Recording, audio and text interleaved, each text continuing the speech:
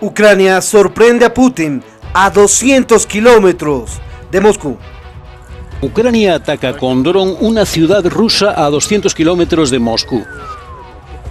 Al menos 3 personas resultaron heridas este domingo en la explosión causada por un dron ucraniano en la ciudad de Kiryevsk, en la región rusa de Tula. El dron ucraniano impactó pasadas las 3 de la tarde y las autoridades rusas informan de daños en 3 bloques de viviendas y 4 casas. El dron ha sido ya identificado como un Swift de fabricación rusa, cuyos restos han sido localizados. El miércoles pasado, la Armada rusa repelió un ataque con drones de Ucrania contra el puerto de Sebastopol, base de la flota rusa del Mar Negro.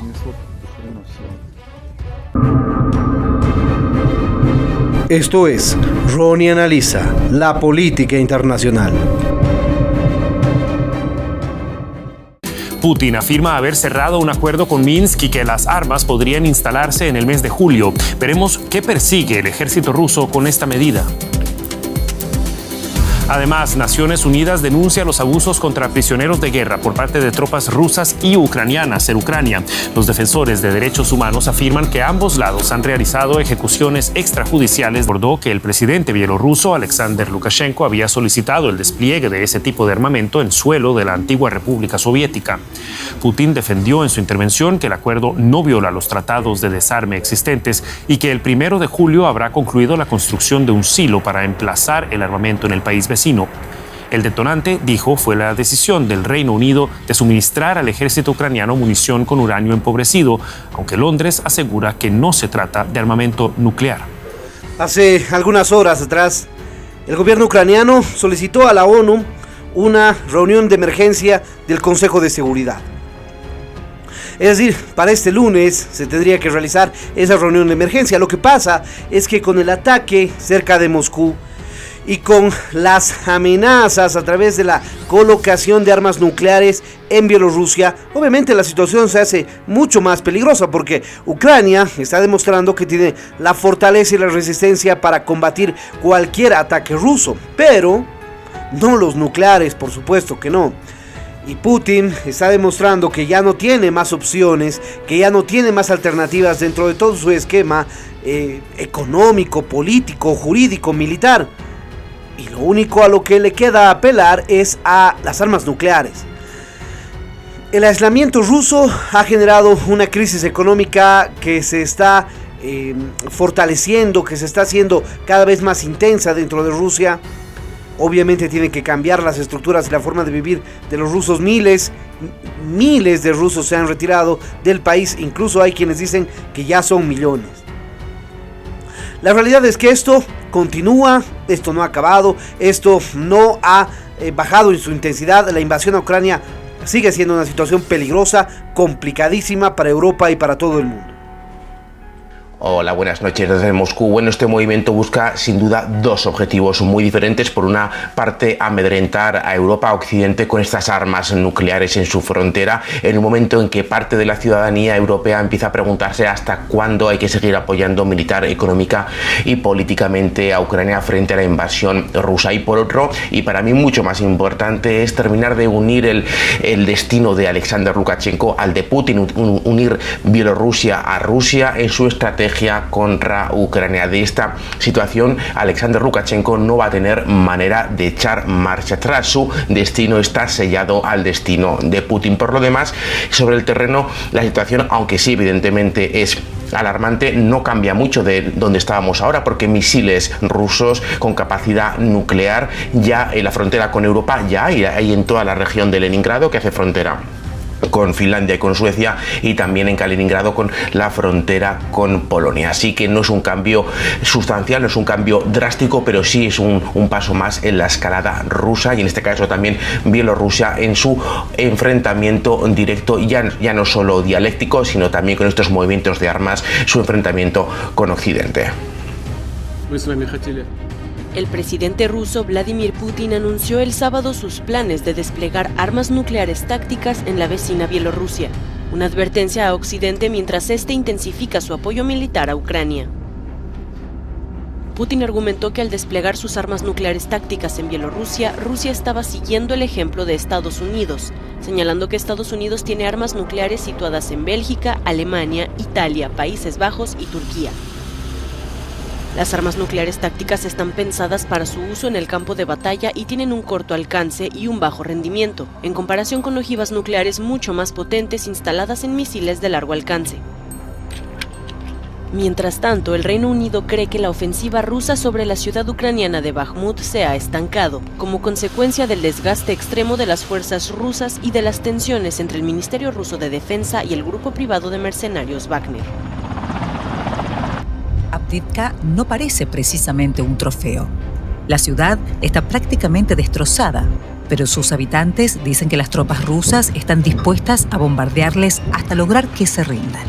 El incómodo silencio es poco habitual.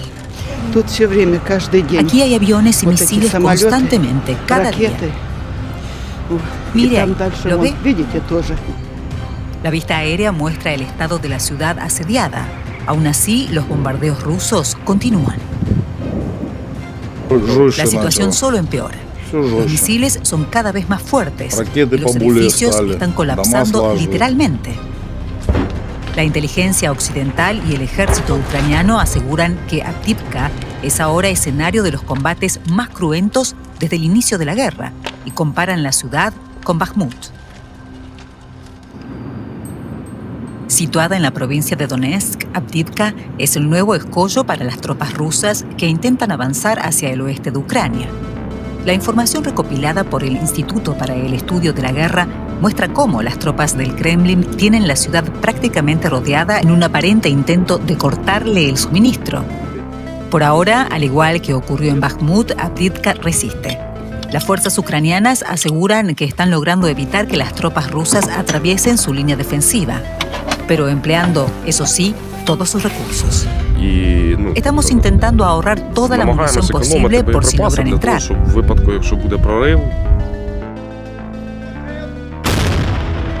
La defensa de la ciudad se ha ganado una reputación como segunda fortaleza en el frente, y los locales sostienen que Avdiivka presenta una ventaja sobre Bakhmut. Forma parte del frente desde que estalló el conflicto del Donbass en 2014. Está muy fortalecida, blindada por completo de hormigón y búnkeres. Una fortaleza en toda regla. Avdiivka está mucho mejor protegida que Bakhmut. Independientemente de ello, el gobierno ucraniano ha aconsejado a la población de Avdiivka que no asuma riesgos y evacuado a la mayoría de los 25.000 habitantes de la ciudad. Pero algunos no se marchan. ¿Por qué marcharme? Mis hijos están en el cementerio. Ya nadie me necesita. Lo mismo sienten muchos otros. Las autoridades locales dicen que unas 2.000 personas han decidido quedarse en Avdiivka, a la que consideran su hogar. Ucrania solicita una reunión de urgencia del Consejo de Seguridad de la ONU, tras el anuncio de Rusia de trasladar armas nucleares tácticas a Bielorrusia. Para el Ministerio de Exteriores ucraniano es urgente contrarrestar lo que definió como chantaje nuclear del Kremlin. Александр Григорьевич Лукашенко давно ставит вопрос о том, чтобы разместить на территории Беларуси российское тактическое ядерное оружие. Но здесь тоже нет ничего необычного.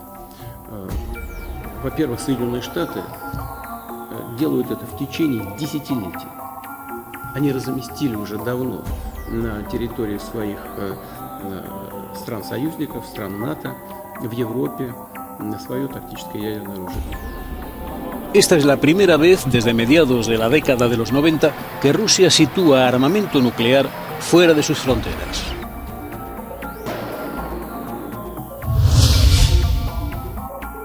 Wagner Group leader Yevgeny Prigozhin claims that Ukraine has 200,000 reserves concentrating to attack along the entire eastern front line. Now, the Institute for the Study of War says Prigozhin's exaggerated statements about the imminent threat to Russian forces are likely an attempt to secure more supplies and reinforcements from the Russian Ministry of Defense to save his forces in Bakhmut. Prigozhin denied the Kremlin's claims that Russia is fighting NATO in Ukraine and questioned whether there are actually Nazis in Ukraine, as the Kremlin constantly claims. Prigozhin stated that Russia is fighting exclusively with Ukrainians and some what he called Russophobic mercenaries who voluntarily support Ukraine, but not NATO itself. Ukrainian Ground Forces commander Alexander Syrsky stated that Wagner Group elements remain the main Russian force operating in the Bakhmut direction and that they have not yet lost their offensive capabilities. Syrsky noted that while Wagner forces still have a numerical advantage on the front line, Ukrainian forces continue to exhaust the mercenaries here. In the Avdiivka direction, Russian forces continue to form new brigades from legacy standing the so-called Donetsk People's Republic, breakaway Russia-controlled region units and mobilized personnel. Russian forces continue to attack Ukrainian positions around Avdiivka. The Institute for the Study of War is quoting a Russian source that is claiming that it is too early to speculate about Russian efforts to create a cauldron around Avdiivka and about operational successes in the area. Ukraine's top ground forces commander said that his forces would soon begin a counter-offensive after withstanding Russia's brutal winter campaign.